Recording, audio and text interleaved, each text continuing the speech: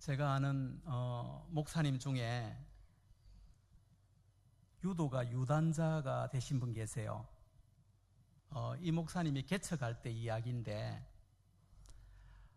한 번은 교회 차죠. 12인승 봉고차를 몰고 신방을 가고 있는데, 어떤 교차로에서 성룡차 한 대가 이렇게 갑자기 핸들을 꺾어 들어오면서 교회 차를 들이받았대요. 근데 가해자인 운전기사가 죄송합니다 그러면서 사과하기는커녕 이제 목사님에게 자꾸 잘못을 뒤집어 씌우려고 하는 거예요. 목사님이 아무리 좋게 합리적으로 또 논리적으로 설명을 해도 이 상대 운전수가 아나무인격으로 악을 써면서 목사님에게 막 반말을 해대니까 또 목사님이 운동을 하다 보니까 한 성깔이 있었겠죠. 참다가 업어치기 해버렸대요. 그냥 뛰어가서 업어치기를 했더니 이 사람이 확 뒤집어졌겠죠. 그 순간에 하나님께서 이 목사님 마음속에, 이 내면 속에 음성이 들려지더래요. 어떤 음성이 들렸을까요? 네가 목사다 그러더래요, 주님께서. 그러니까 그 소리가 들리니까 너무 주님 앞에 부끄럽고 또 미안하고 죄송하고 그래서 그 가해 운전수에게 다가가서 그렇게 말을 했답니다. 선생님 죄송합니다. 제가 사실은 이 앞에 저 앞에 보이는 저 교회 목사입니다. 무조건 제가 잘못했습니다. 용서하십시오. 이제 그렇게 그 목사님이 사과를 하니까 그 상대 운전사가 깜짝 놀라면서 그러더래요. 아, 목사님이세요? 나 집사예요, 집사.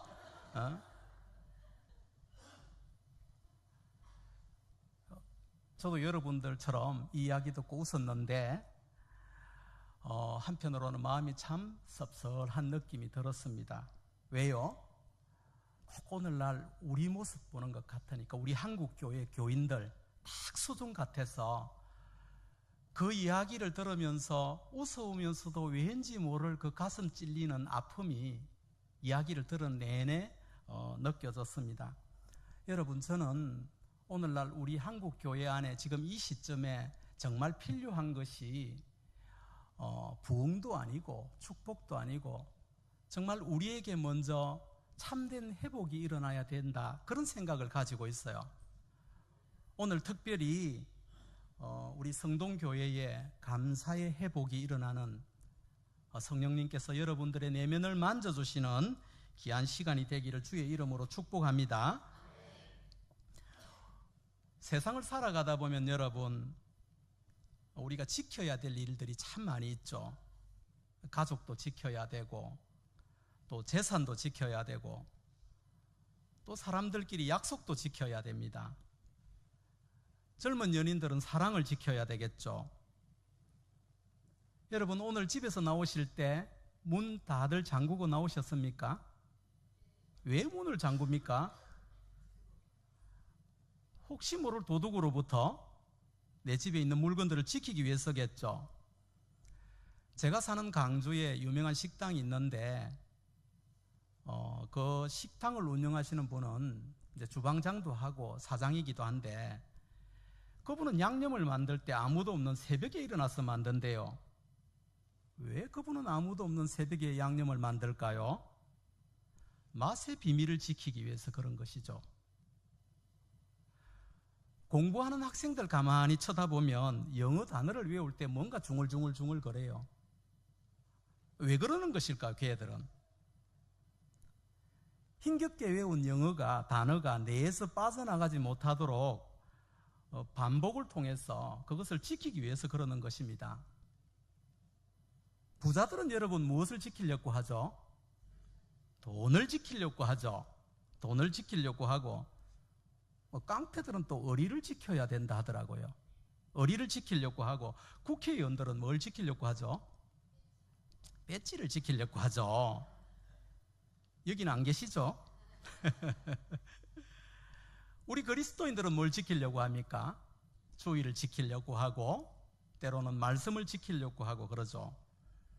이렇게 여러분, 사람들은 무언가 지키려고 예를 쓰는 존재들입니다. 지킬 것이 별로 없는 사람들도 그래요. 아, 목사님, 나는 정말 자존심만은 지켜야 돼요. 그래요. 하다못해 자존심이라도 지키려고 합니다. 또 제가 아는 어떤 분들 보면 뭐 뱀탕, 보신탕 이런 것들을 너무 좋아하셔요. 뭐 사슴 피, 웅당까지 닥치는 대로 드시는 분들 계신데, 이런 분들 도대체 왜 그러는 것일까요? 건강을 지키기 위해서 그런 것이겠죠. 건강만 지킬 수 있다면 이런 분들은 자기 오줌이나 똥도 받아 먹습니다. 아무튼 여러분, 사람들은 이렇게 무언가를 지키기를 애쓰는 존재들이죠. 우리 성동교회 교우 여러분들은 어때요? 무엇을 그렇게 지키려고 애를 쓰십니까? 내가 지키고자 하는 게 뭐예요? 돈이에요? 자식입니까? 여러분들이 정말 나는 말씀 지키려고 했습니다, 이런 거짓말 하지 마시고, 정말 여러분들이 뭐를 그렇게 지키려고 애를 쓰는지 한번 오늘 말씀을 들으면서 생각해 보시기 바랍니다. 잠언 4장 23절 말씀 보면 주님께서 무엇보다도 너의 마음을 지키라 그러시면서 거기서 생명의 근원이 난다는 아주 엄청난 말씀을 하십니다. 마음을 지키는 데서 생명의 근원이 난다는 말이 무슨 말이죠? 모든 것이 마음에서 일어난다는 것입니다. 자, 이 말씀을 여러분 역으로 보면 마음을 지키지 못하면은 저와 여러분들이 모든 것을 다 잃게 된다는 것을 성경이 지금 말하고 있는 것입니다. 근데 마음을 지키지 못하는 사람들의 공통점을 가만히 보면 똑같은 행동을 반복을 하면서 내일이 달라지기를 바래요. 똑같은 행동을 하면서 타인이 달라지기를 바래요. 똑같이 미워하고 똑같이 험담하고 똑같이 정죄하고 똑같이 판단하면서 저 사람은 달라지기를 바래요. 마음을 지키지 못하는 사람들의 공통점이 그래요.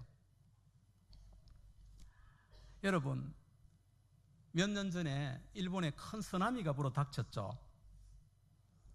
사람들이 쓰나미가 참 무섭다고 그러는데, 쓰나미가 왜 무섭죠?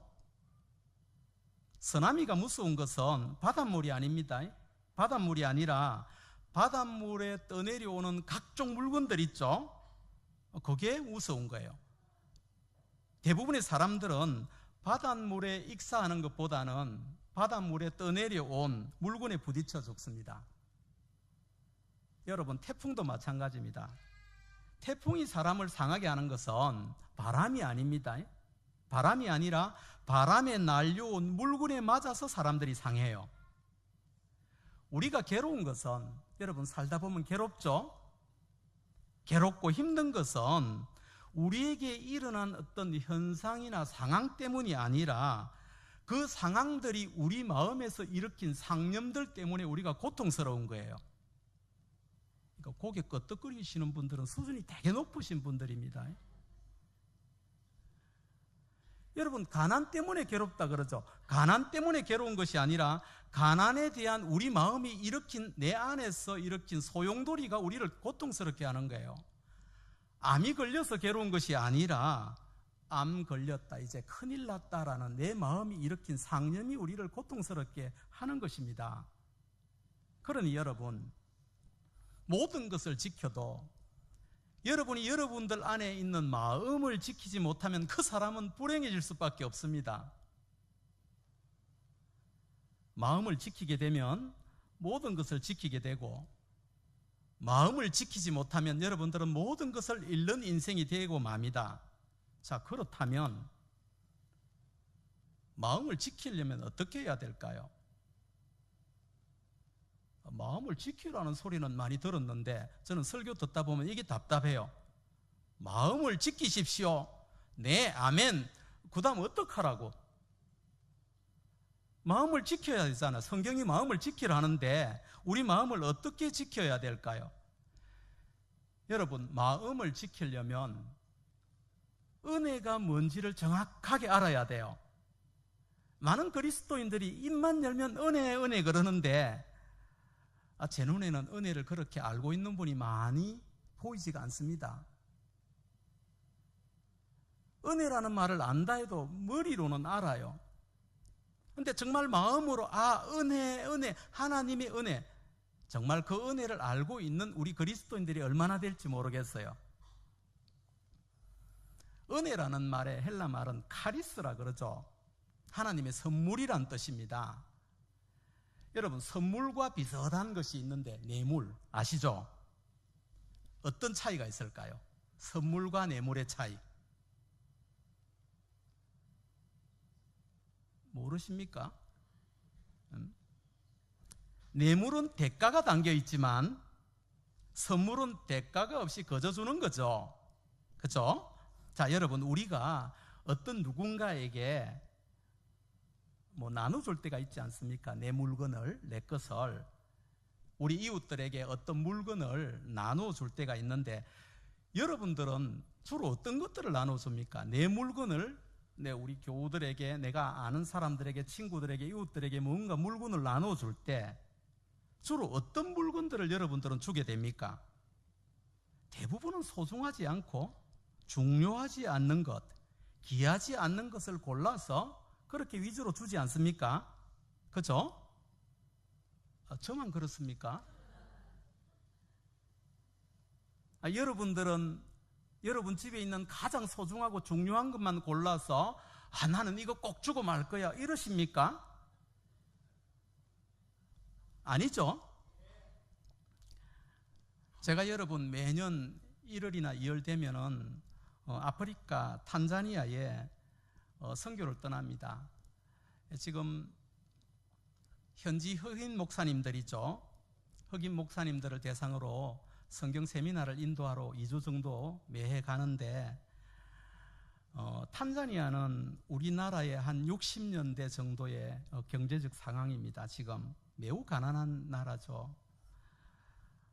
그 세미나는 그런데 선교사님이 꼭 참가비를 받으시더라고요. 거지 건성이 들면 안 된다고 목사님들에게, 그 흑인 목사님들이 다 가난해요. 근데 다 참가비를 가져오라 그러는 거예요. 그래서 그 세미나에 참석하기 위해서 이 현지 목사님들이 참가비를 마련하기 위해 그 계란 같은 것들을 몇 달 동안 모아서 팔아서 세미나비를 모아서 온다는 소식을 들었습니다. 작년에도 수백 명의 목사님들이 그 세미나에 참석을 했는데 마사이족의 목사님들도 한 20여 분 참석을 하셨습니다. 그런데 그분들은 3일 동안 걸어서 오셨다고 하더라고요.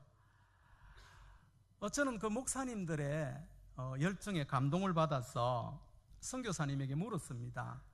선교사님, 우리 현지 목사님들에게 가장 필요한 게 어떤 것이 있습니까? 그렇게 물었더니 선교사님께서 한국에서 오실 때 목사님 양복들을 좀 가져오면 좋겠습니다 그러는 거예요.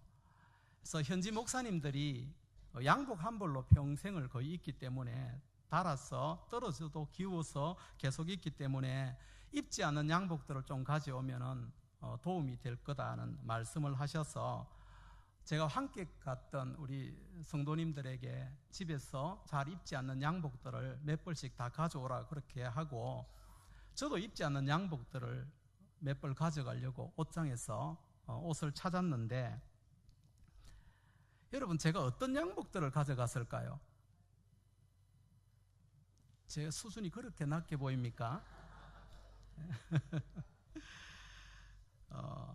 제가 어떤 양복들을 가지고 가는가 보니까 남 주기는 아깝고 내가 입는 것은 아깝고 남 주기는 조금 이상한 그런 거 있잖아요. 나는 잘 안 입는 옷, 나는 안 입는데 주기는 아까운 옷, 그런 거 위주로 계속 고르고 있는 거예요. 너무 낡은 옷을 주면은 예의가 아닌 것 같고 또 주고 욕 들을 수 있기 때문에 또 새 옷을 주거나 내가 즐겨 입는 옷을 주기에는 너무 아까운 거예요. 그래서 남주기는 아깝지만 내가 입고 다니기에는 좀 그런 옷들을 계속 고르고 있는 내 자신을 발견할 수가 있었어요. 우리 성동교회는 아닐 수 있겠지만 저는 그랬습니다. 저는 여러분 살아오면서 주변에 나쁜 사람만 있어서 그런지는 모르겠지만 정말 아끼고 소중한 것들만 골라서 내어주는 사람을 지금까지 본 적이 없습니다. 한 사람도. 그런데 여러분, 하나님께서 있잖아요. 우리에게 거저 주시는 것들이 어떤 것인지 여러분 한번 생각해 보십시오. 정말 그분은 소중한 것만 골라서 우리에게 주십니다. 마태복음 5장 45절 말씀 보면 하나님께서 그 해를 악인과 선인에게 비치게 하시고 비를 의로운 자와 불의한 자들에게 함께 내려주신다, 그렇게 말씀을 하세요. 햇빛이나 비는 여러분 주시지 않으면 인간이 생존할 수가 없잖아요. 자, 그런데 이 귀하고 소중한 것을 하나님께서 놀랍게도 모든 이들에게 차별 없이 공짜로 주신다고 말씀을 하세요.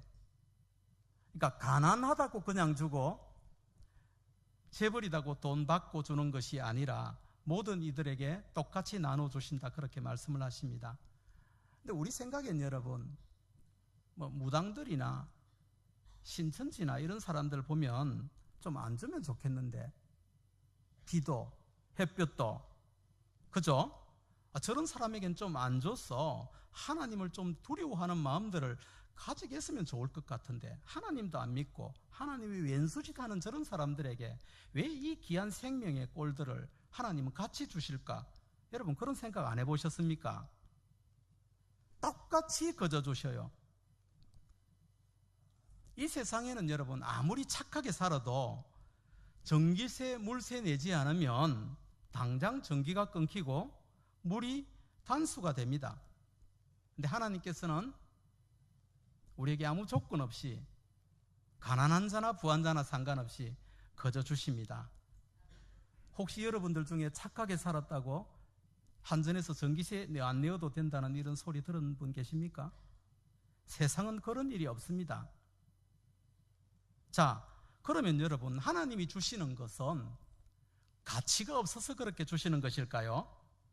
가치가 없어서 그렇게 주시는 것이 아니라 너무가 가치 있어서, 아니 주지 않으면 인간이 생존할 수가 없기 때문에 거저 주시는 것입니다.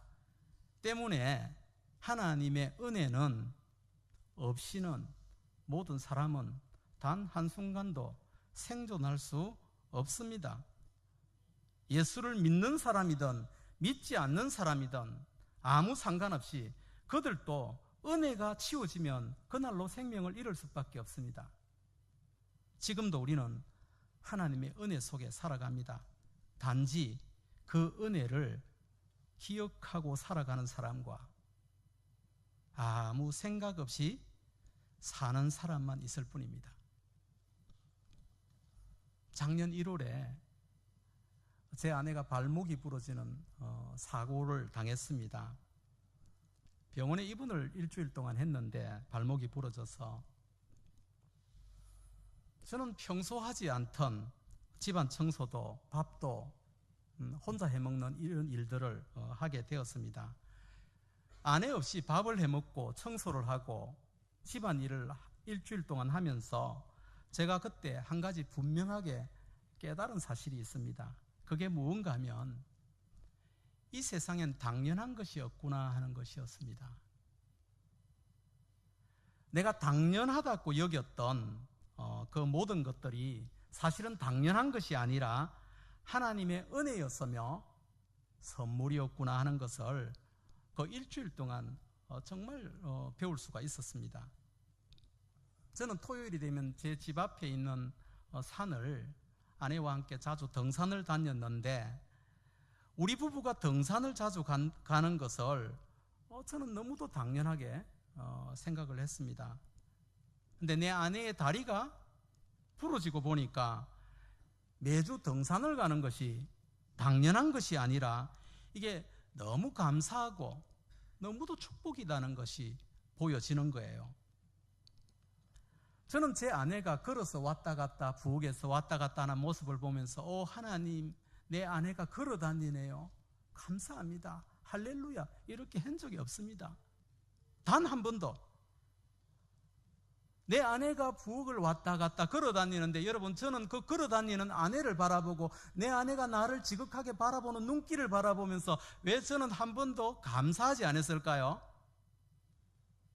당연하다고 생각했으니까.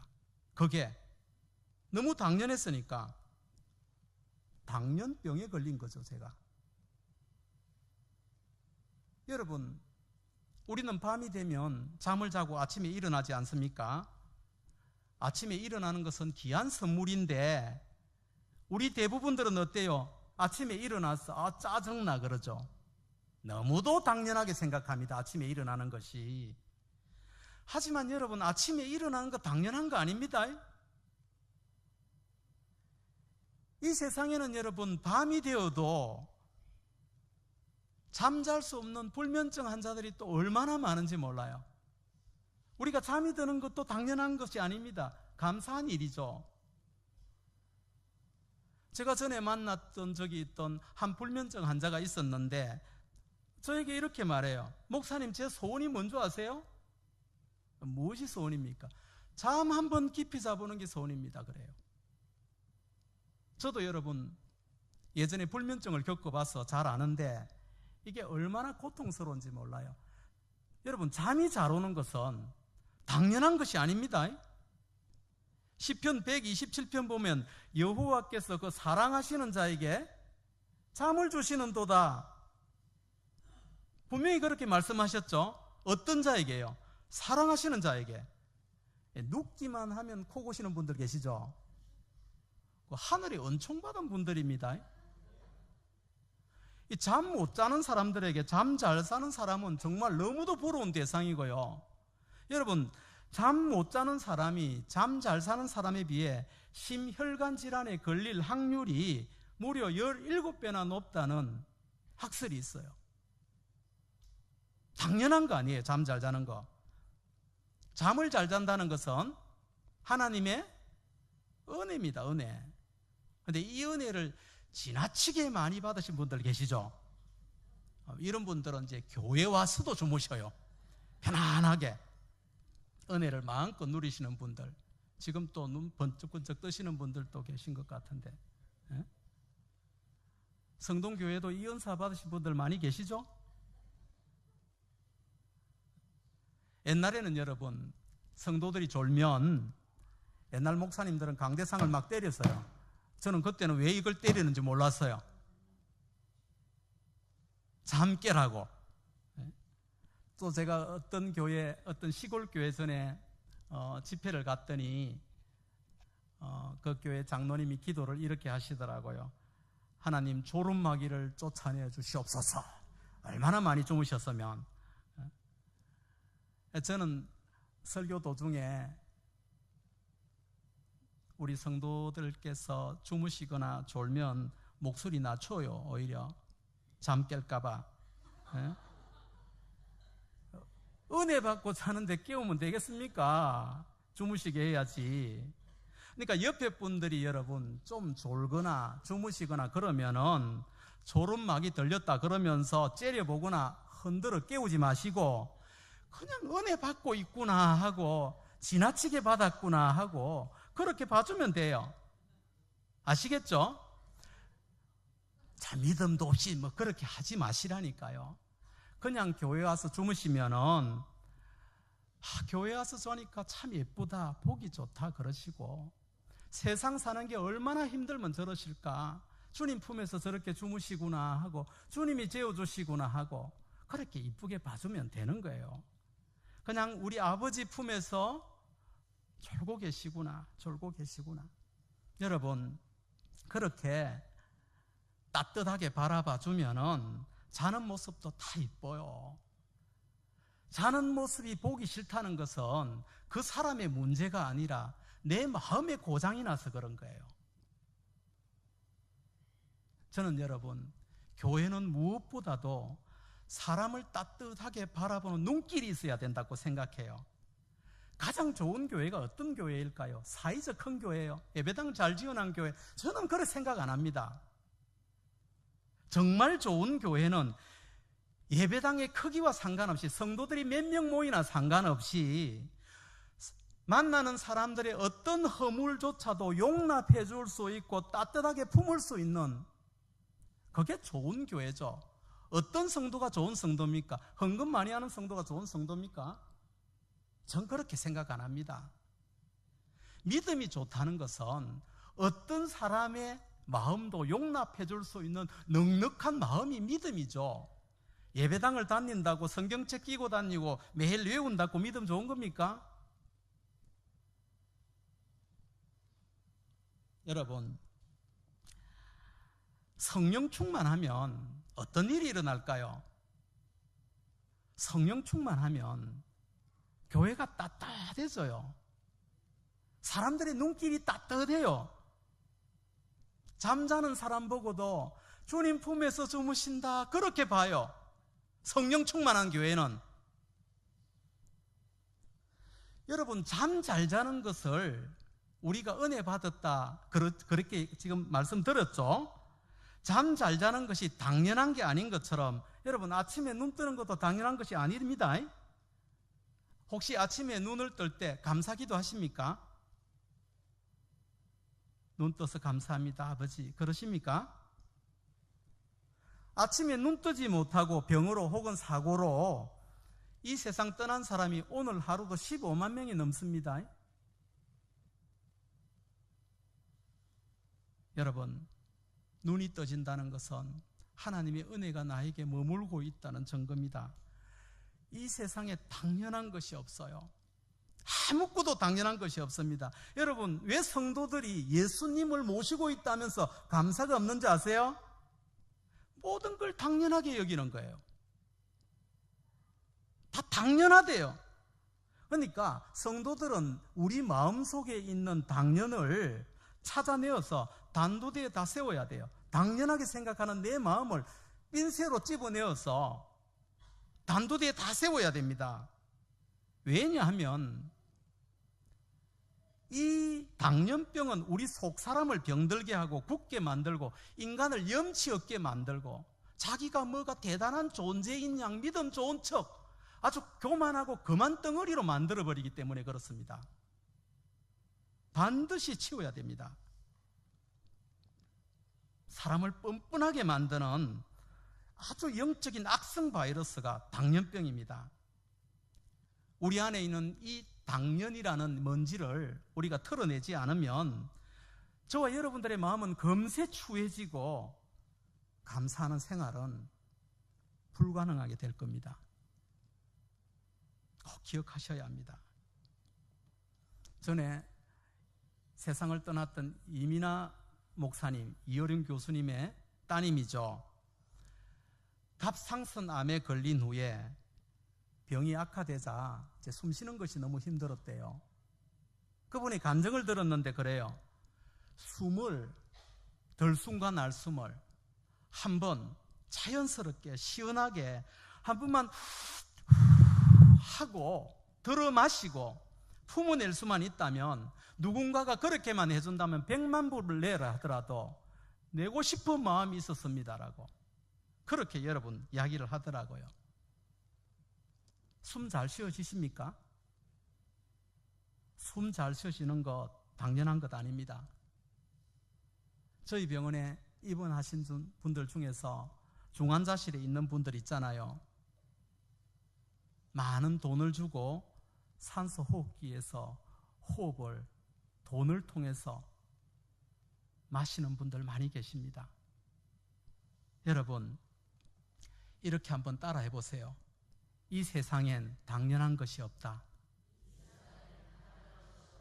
이 세상엔 당연한 것이 없다. 모든 것이 고마운 것이다.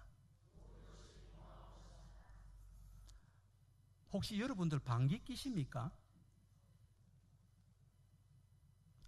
너무 경건해서 이 교회는 방귀도 안 낍니까? 혹시 방귀를 끼고 나서 아이고 하나님 시원합니다. 감사합니다. 그렇게 기도하신 분 계십니까? 없으신 모양이네요. 여러분, 방귀를 뀌고 감사 기도하는 것은 아주 성경적입니다. 쉬지 말고 기도하라는 말 안에는 모든 것에 감사라는 뜻이 담겨 있지 않습니까? 근데 방귀를 뀌고 싶은데 나오지 않는 것은 장폐색이라는 병이 걸렸다는 거죠. 장폐색은 잘못되면 생명을 잃을 수 있는 무서운 병입니다. 그러니까 방귀가 내 안에서 나온다는 것은 그건 당연한 것이 아니라 하나님의 은혜가 임한 것이고 하나님의 손길이 나에게 임한 것이고 그건 우리는 정말 감사할 일입니다. 한 직장에 30년 동안 같이 일한 두 직원이 있었는데 정년 퇴직을 했습니다. 근데 한 분은 이렇게 말합니다. 내가 이 회사에서 아까운 청춘을 다 빼앗겼다. 자, 그런데 한 분은 이 회사로 인하여 내가 먹고 살고 교회 헌금하고 자식들 공부시키고 참 감사했다. 자, 똑같은 조건인데 여러분, 반응이 왜 이렇게 다를까요? 한 사람은 회사를 다닌 것을 당연하게 여겼고 한 사람은 30년 회사 생활을 할 수 있었던 것을 하나님의 은혜라고 생각했기 때문에 그런 것입니다. 여러분, 당뇨병에 걸리면 제일 먼저 사라지는 열매가 감사입니다. 신기하게 사라집니다. 부모니까 당연하게 해주겠지. 가족이니까 당연하게 이해해주겠지. 목사니까 당연히 기도해주겠지. 나에게 잘하는 것이 당연하지. 내가 이 교회를 어떻게 했는데. 여러분, 이런 당년병들이 모든 감사의 삶을 다 막아버립니다. 인간이 행복하지 못한 이유의 근원적인 모습을 들여다보면 대부분은 고마워해야 될 것을 고마워하지 않고 당연하게 여기는 데서 대부분 다 생기는 것입니다.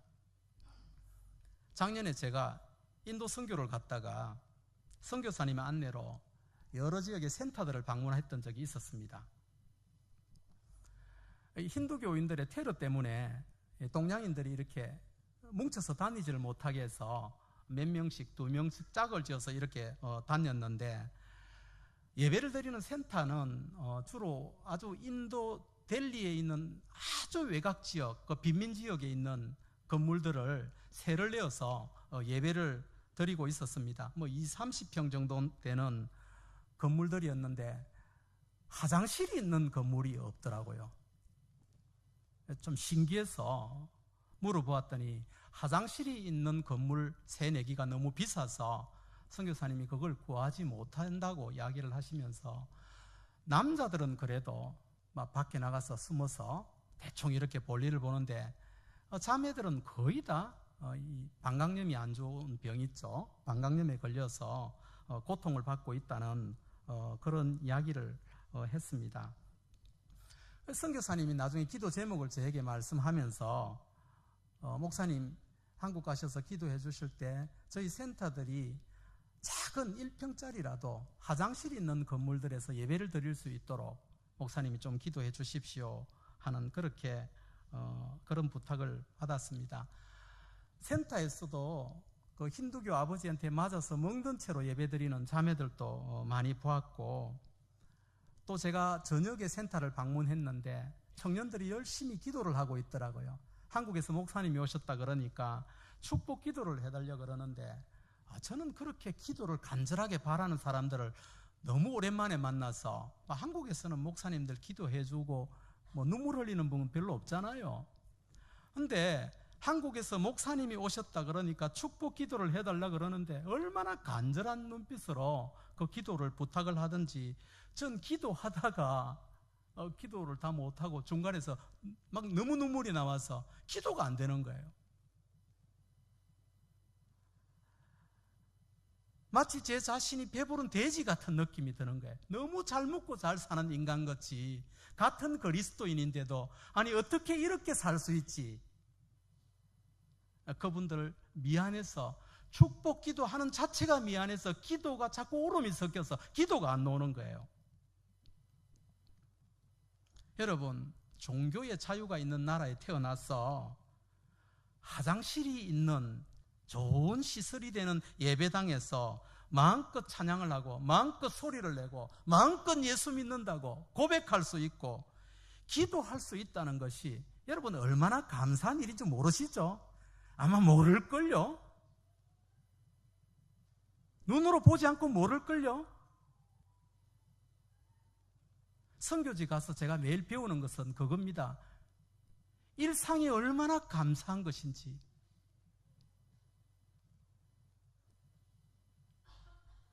우리가 여러분 예배를 드리는 것조차도, 교회에 오는 것조차도 너무도 당연하게 여기니까 우리 예배가 이렇게 차갑고 식상하고 변질되어 버린 것입니다. 어떻게 하나님 앞에, 나를 구원한 그리스도 앞에 나오는데 감탄이 없고 감동이 없을 수가 있습니까? 너무도 당연한 당연병에 우리 다 걸려버린 거예요. 여러분, 당연하면 사람의 마음, 내면에 이 속 사람에 가뭄이 들게 해서 우리 인생을 사막처럼 만들어버려요. 사도 바울이 고린도후서 6장에서 무엇이든 당연하게 여기는 사람들에게 하나님의 은혜를 헛되이 받는 자들이라고 말을 했습니다. 그렇게 경고를 하면서 고린도 교인들에게 당연하게 은혜를 받지 말라고, 여기지 말라고 그렇게 권고를 합니다. 여러분, 오늘 본문인 누가복음 17장을 보면 하나님의 은혜를 헛되이 받는 사람들이 나옵니다. 예수께서 예루살렘으로 내려가실 때 한 촌에 들리셨습니다. 거기서 10명의 뭉둥병자를 만나서, 여러분들 다 아는 이야기입니다. 이 나병 환자들이 예수님을 보자 예수 선생님이여 우리를 불쌍히 여겨 주시옵소서 그렇게 소리를 지르죠. 의학이 발달한 지금도 나병은 고칠 수 없는 병 아닙니까? 당시 뭉둥병은 그야말로 불치병이었습니다. 오늘 우리가 읽었던 본문 14절을 보면 소리 지르는 그들은 예수께서 보시고 가서 제사장들에게 너희 몸을 보이라 그렇게 말씀을 하시죠. 10명의 나병 환자들은 주님 말씀 듣고 제사장에게 가는 도중에 뭉둥병이 다 나았습니다.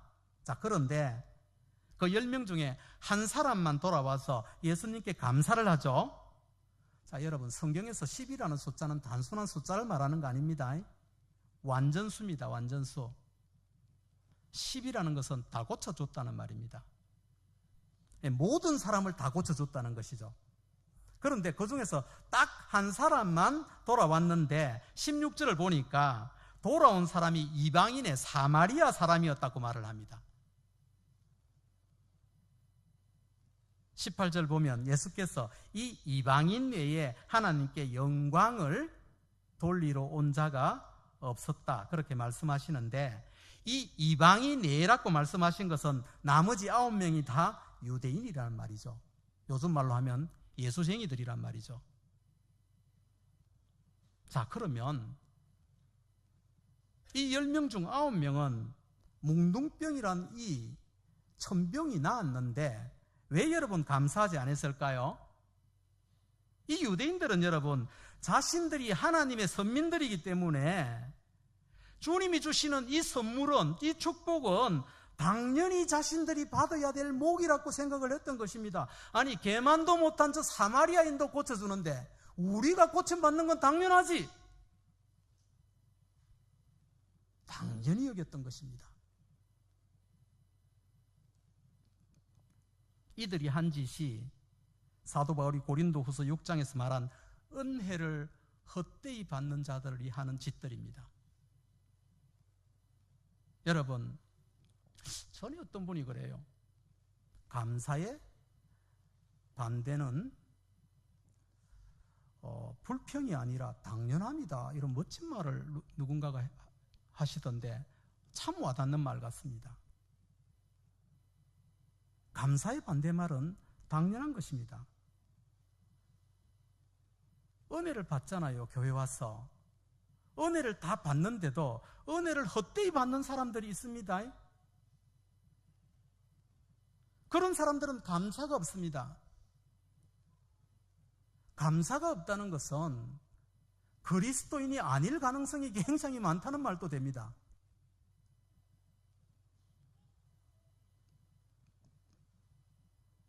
여러분, 감기가 걸리면 기침이 나오는 것이 자연스러운 것이듯이 그리스도인이라면, 은혜를 받았다면 우리 안에서 감사라는 이 단어가, 이 감정이 자연스럽게 나오는 것이 당연한 것입니다. 제가 좋아하는 작가 중에 GK 체스터턴이라는 분이 계신데, 그분이 이런 말을 했습니다. 성탄절날 어린이들이 양말을 걸어놓고 그 양말에 산타가 선물을 준 것을 보고 감사를 한다면, 하나님이 우리가 신는 양말 안에 튼튼한 두 다리를 집어넣어서 선물로 주셨다면 얼마나 감사해야 되겠습니까? 라고. 양말 속에 들어있는 선물은 그렇게 감사를 하면서 양말 신을 때마다 주님, 오늘 또 이 다리를 선물로 주셔서 감사합니다, 기도하는 교인들이 얼마나 될까요, 여러분?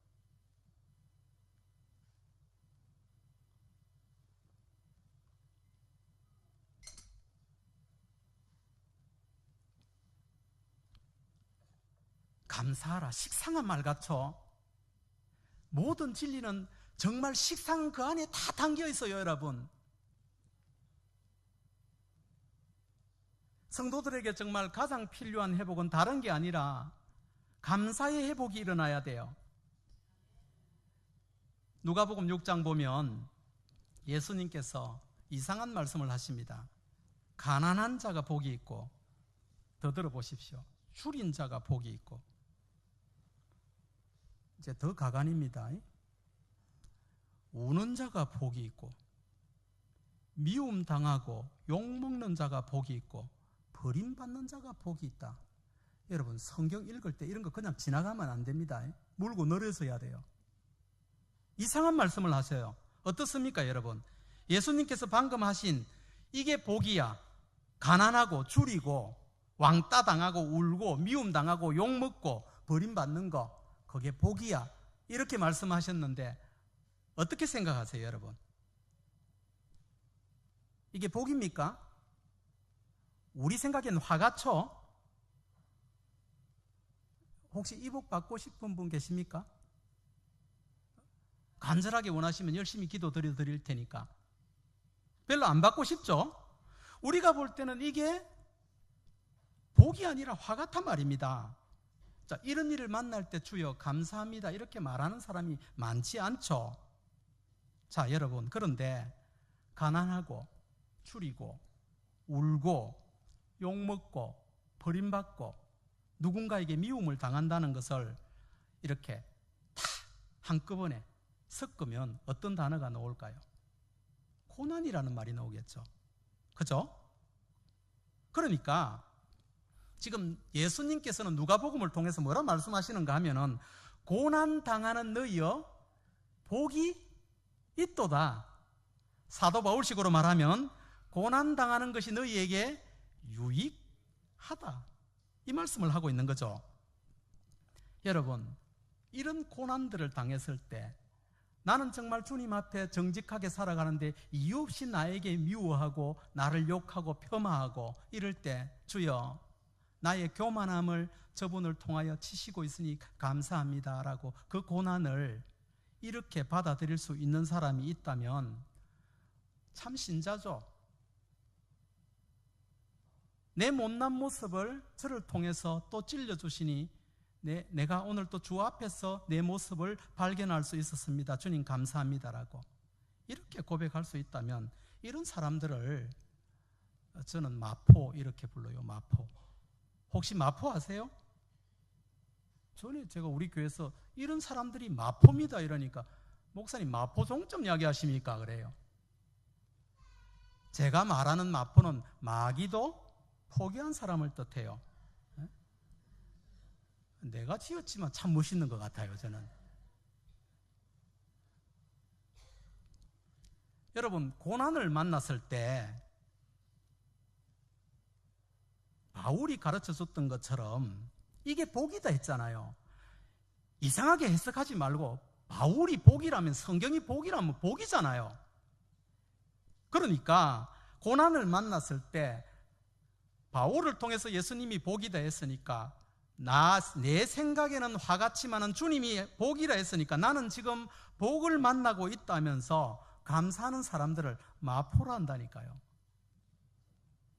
나는 감사하고 싶은 마음이 없는데 주님이 감사하라 했으니까 이 고난 때문에 감사합니다. 환난에도 불구하고 로마서 5장에 바울이 그렇게 말한 거 아닙니다. 환난 때문에 감사한다 했어요. 환난 때문에 기뻐한다 했어요. 그러니까 고난을 만났을 때, 고난 때문에, 욕먹는 것 때문에, 버림받는 것 때문에, 다른 사람에게 왕따 당하는 것 때문에 주여 내가 복받고 있습니다 하는 이런 사람들은 마귀도 포기합니다. 어떻게 건드려요? 이런 사람을. 고난을 기도 제목으로 삼아버리고 감사 제목으로 삼아버리는 이런 사람을 어떻게 이겨요? 마귀가 제껴놓아요. 그런 사람들.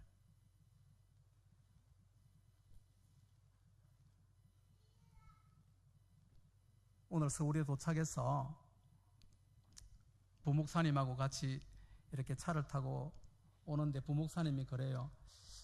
목사님, 저희 교회는 보통 설교가 20-30분 정도 하는데 넘어가면 견딜지 모르겠다고.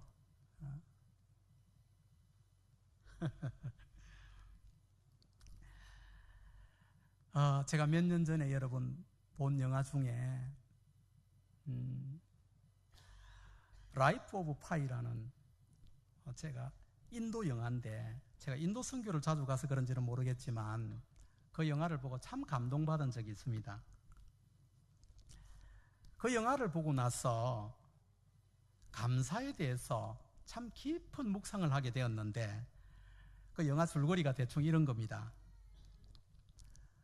파이라는 소년이 있었는데, 주인공인데, 이 가족이 인도에서 동물원을 운영하고 있었습니다.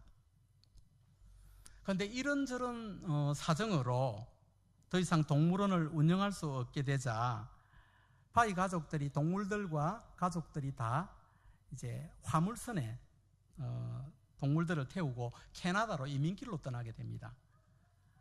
항해 중 대서양에서 폭풍우를 만나요. 폭풍우를 만나서 화물선이 침몰하게 되는데, 그 사고로 배에 타고 있던 모든 사람들과 동물들이 다 죽음을 맞이합니다. 근데 파이만 살아남게 됩니다. 거기서 이제 실화를 주제로 한 영화입니다. 구사일생으로 파이가 살아남아서 구명보트를 하나 발견하고 그 작은 구명보트에 올라탔는데, 여러분 우리말에 엎친 데 겹친다 이런 말 있잖아요. 구명보트를 타고 살았다 하고 타는데 큰 호랑이가 한 마리 타고 있는 거예요. 그 안에. 얼마나 놀랬겠습니까? 그 작은 구명보트 안에서, 그 망망대해에서 이 파이는 호랑이와 동거를 하기 시작합니다. 이 어린아이가 소리도 못 질러요. 무서워서 소리도 못 지르고. 음식 먹을 수가 없어요. 음식 먹으면 호랑이가 덮칠 가능성이 많으니까 먹을 수가 없고, 여차하면 공격을 하니까 호랑이는 여러분 자기가 지금 표류를 하고 있는지 어떤 위험에 처해 있는지 알 사고력이 없으니까 알지를 못하잖아요. 이해 능력이 없습니다. 그런 호랑이하고 배를 타고 갑니다. 호랑이는 배가 고프면 이 아이를 언제든지 잡아먹을 수 있어요. 그런 맹수입니다. 이런 망망대해에서 이 맹수와 이 어린아이가 대치한 상황에서 일어난 내용이 이 영화의 주요 줄거리인데, 200일을 넘게 포류를 해요. 표류를 하면서 200일이 지나고 나서 이 소년이 나중에 구조를 받게 되는데, 200일이 넘는 표류 끝에 소년 파이가 무엇을 깨닫는가 하면, 자신을 이 바다 가운데서 살린 것은 다름 아닌 호랑이였다는 놀라운 사실을 깨닫게 됩니다. 그는 표류하는 기간 내내 긴장감을 놓을 수가 없었고 잠 한 번 편하게 잔 적이 없었습니다. 왜 잠을 못 잡니까? 언제 호랑이가 배고프다고 옹하고 떠드먹을 수가 있기 때문에. 그래서 이 아이는 자기도 배가 고프면서도 고기를 잡아 열심히 호랑이를 먹입니다. 자기도 배고프면서. 그래야 호랑이가 잠을 자고, 그래야 자기를 잡아먹지 않고, 호랑이가 잠을 자야 자기도 조금 잠을 잘 수 있고 그때 조금 먹을 수가 있기 때문에 자기도 배고프면서 고기를 잡으면 끊임없이 호랑이를 먹입니다. 하지만 여러분, 이 영화 말미에 파이가 뭘 깨닫는가 하면 그 두렵고 무서웠던 호랑이 때문에 자기 자신이 살아났다는 것을 깨닫고 호랑이를 향해 감사를 해요.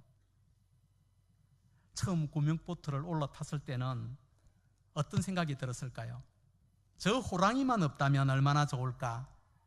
이런 생각을 했는데 나중에 전체적인 그림을 보니까 그 무서운 호랑이가 없었다면 자신은 그 망망대해에서 절망이라는 이 무서운 독재자를 만나서 벌써 죽었을 것이라는 사실을 깨닫게 된 것이죠. 그러니까 호랑이에게 신경 쓰다 보니까 절망하고 놀 시간이 없었던 것이죠. 여러분, 우리 인생이 똑같아요. 저와 여러분들이 사는 이 세상이라는 이 망망대해는 이 조각배 한 마리, 조각배가 떠 있는데, 인생이라는 이 조각배, 이 망망대해에 이 조각배 안에는 나만 있는 게 아니라 호랑이 한 마리가 타고 있어요.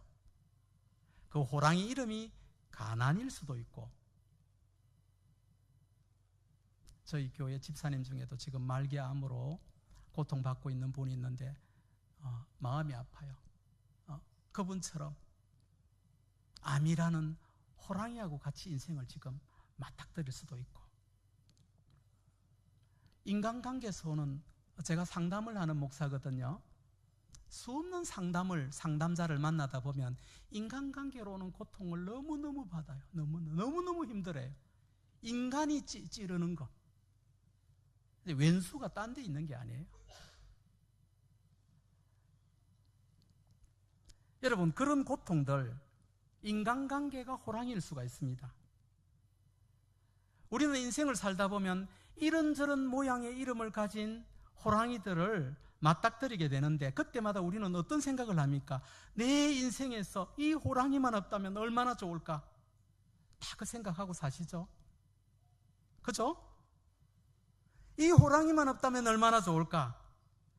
그리고 심지어 교회에 나와서 하는 기도들 다 들어보면 이런 겁니다. 주여, 저 호랑이를 없애주십시오. 호랑이 없애줄 줄 믿습니다. 기도 내용들이 다 호랑이 때문에 주님 감사하는 마음이 안 생기는데, 주여, 내가 감사가 사라졌어요. 저 호랑이 보고도 감사하는 영적 능력을 잃었어요. 이런 기도 안 합니다. 어떤 기도 한다고요? 호랑이 없애줄 줄 믿습니다. 내 자식에게 호랑이 안 나타나게 해주세요. 내 앞길에 호랑이 안 만나게 해주세요. 감상금 듬뿍 낼게요. 우리의 신앙이 여러분 대부분 이 정도 수준에 다 머물러 있어요. 하지만 여러분, 뭐 부흥의 날 오셔서 이런 말씀 듣는다 기분 나쁠지 모르겠지만, 호랑이 없애줄 줄 믿습니다, 이런 기도는 응답하시는 법이 없어요. 저는 뭐 다시 서울에 뭐 불러주실 것 같지도 않고 그냥 할 말 하고 가야 되겠습니다. 호랑이 없애달라고 기도해서 응답받은 거 그래 있습니까? 우리가 여러분 하나님 앞에 이 고난을, 호랑이를 없애주세요 한다고 하나님께서 끔찍하시는 분 아닙니다. 내가 만홀히 여김 당하지 않는다고 하세요. 거의 응답하시지 않습니다. 제가 호랑이 없애달라고 기도했을까요? 안 했을까요? 수없이 했던 사람이죠. 근데 이분이 더 보내시더라고요, 호랑이를. 하나님 왜 호랑이를 더 보내실까요? 큰 그림으로 보면 그 호랑이가 없으면 우린 다 망조들, 제 덩어리 인생들이기 때문에 그렇습니다. 이만큼 인간 냄새난, 인간 구실하면서 살아갈 수 있는 것들도 저와 여러분들이 그동안 이 호랑이를 만나서 그나마 나아져서 그런 거예요. 호랑이 없이 잘 풀리고 뜻대로 원하는 대로 다 이루어졌다. 나는 그런 인간들하고 같이 못 살 것 같아요. 재수 없어서.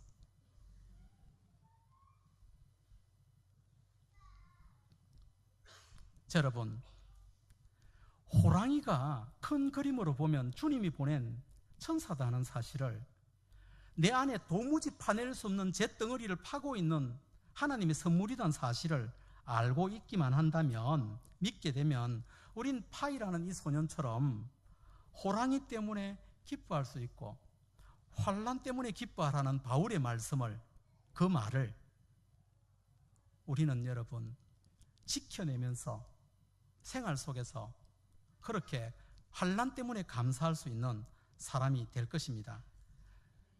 모든 범사에 감사할 수 있는 사람이 마포들입니다.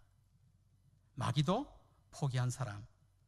여러분, 우리가 인생에서 자꾸 절망 가운데 빠지는 것은 이런 것 때문입니다.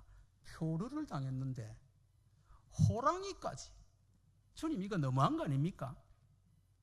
내가 예수를 믿는 사람인데 표류 당하지 않게 해줘야지. 그런데 거기에 대해서 어떻게 호랑이까지 나를 사랑하신다면서, 나 사랑하는 거 맞아요? 우리 신앙이 이 정도 수준 아닙니까? 그런 신앙으로는 항상 감사라는 데살로니가 전서 말씀 살아낼 수 없습니다. 신앙이 문제입니다. 신앙이 달라져야 돼요. 우리가 여러분 뭔가 지금 속고 있는 줄 몰라요. 내 안에서 진정한 감사가 터지지 않는다면 우린 그리스도인이 아닐 가능성이 있어요. 복음서에 주님께서 무슨 말씀하시죠? 내가 너를 모른다.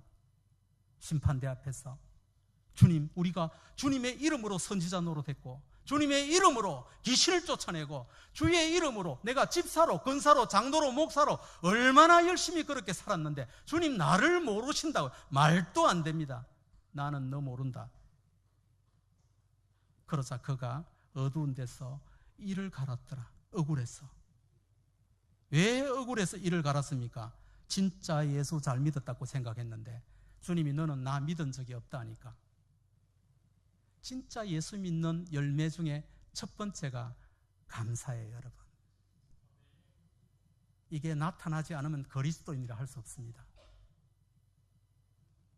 감사할 때 감사하는 것은 누구나 할 수 있는 겁니다.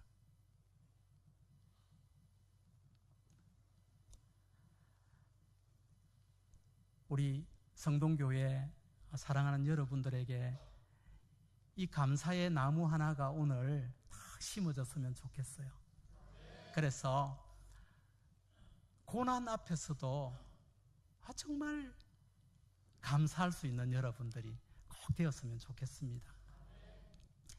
제가 여러분 절겨 부르는 찬양 중에, 복음송 중에 이런 노래 있습니다. 오래된 노래인데 여러분들도 아실는가 모르겠는데, 우리 성도들이 고난 가운데 아파하고 힘들어하는 분들을 제가 참 많이 만나요. 마음 상한 분들을. 그분들 만날 때마다 이 찬양 같이 많이 부르고 그랬거든요. 여러분 아시는지 모르겠는데, 왜 나만 겪는 고난이라고 불평하지 마세요. 아십니까? 고난의 뒤편에 있는 주님이 주실 축복 미리 보면서 감사하세요. 이 찬송으로 여러분들을 위로하고 싶어요. 고난을 만날 때마다 고난 뒤에 서서 계시는 주님 꼭 기억했으면 좋겠습니다. 아무리 지쳐서 여러분들이 힘든 자리에 있을지라도 주님이 여러분들과 함께 하신다는 생각을 하면서 그 어떠한 상황 속에서도 감사를 회복할 수 있는 그런 멋진 그리스도인들이 되기를 바랍니다. 이야기만 하고 오늘 마칠게요.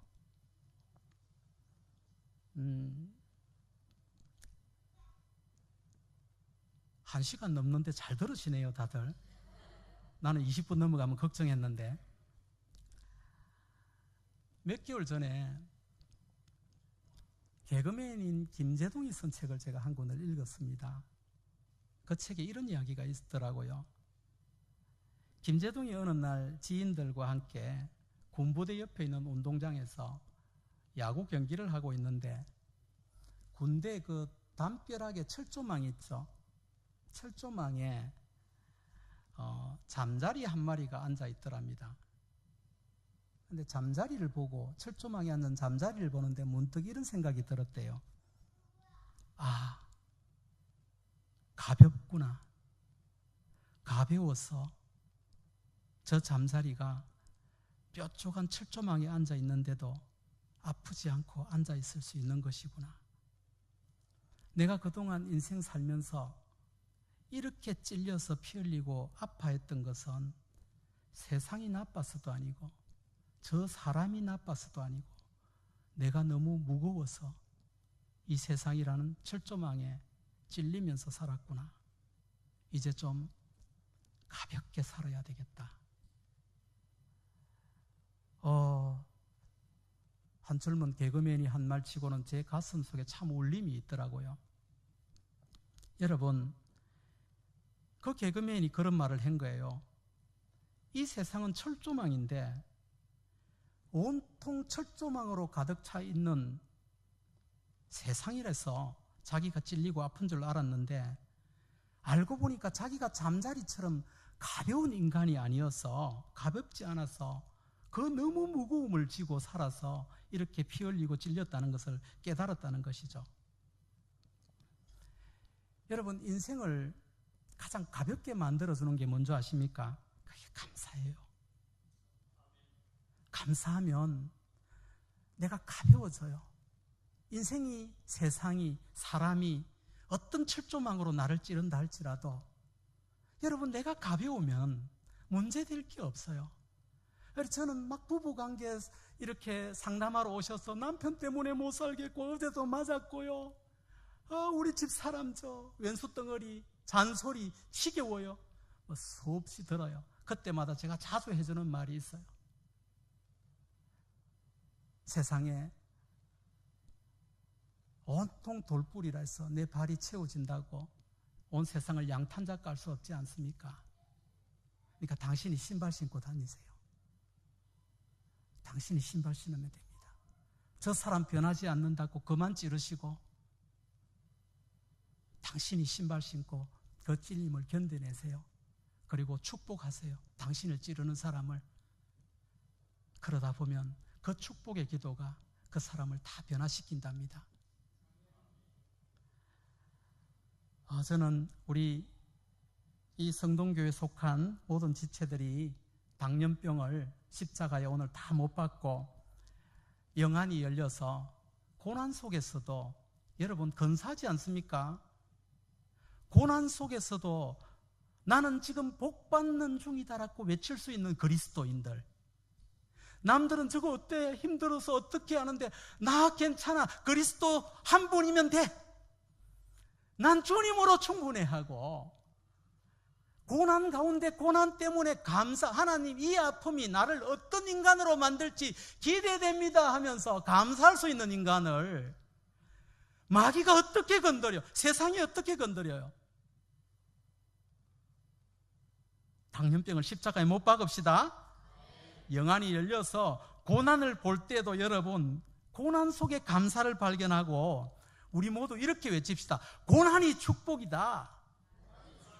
고난이 축복이다 하면서 고난 앞에서도 당당하게, 멋있게, 근사하게, 향기롭게 걸어 나갈 수 있는 그런 감사의 달인들이 다 되기를 주의 이름으로 축복합니다. 기도합시다.